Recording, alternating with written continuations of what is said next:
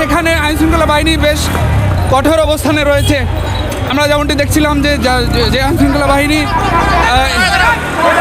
এখানে দাঁড়িয়েছিল, ঠিক তাদের ব্যারিকেড ভেঙে তারা সামনের দিকে এগিয়ে যাওয়ার চেষ্টা করেছে। আমরা দেখছি ঠিক সামনে আরেকটি ব্যারিকেড রয়েছে। মঞ্চের মুখপাত্র হাদির উপর যেই হামলা হয়েছে সেটিকে কেন্দ্র করে স্বরাষ্ট্র মন্ত্রণালয় ঘেরাও কর্মসূচি রেখেছে,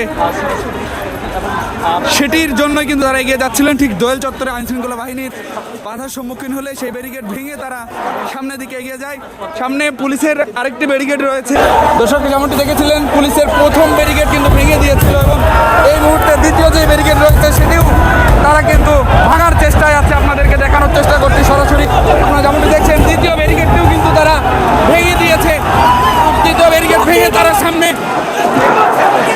এগিয়ে যাচ্ছে। আপনাদেরকে দেখানোর চেষ্টা করছি, পুলিশের প্রথম ব্যারিকেড তারা ভেঙে দ্বিতীয় ব্যারিকেড দফায় দফায় দুটি ব্যারিকেড ভেঙে তারা স্বরাষ্ট্র মন্ত্রণালয় ঘেরাওয়ের উদ্দেশ্যে তারা রওনা করেছে।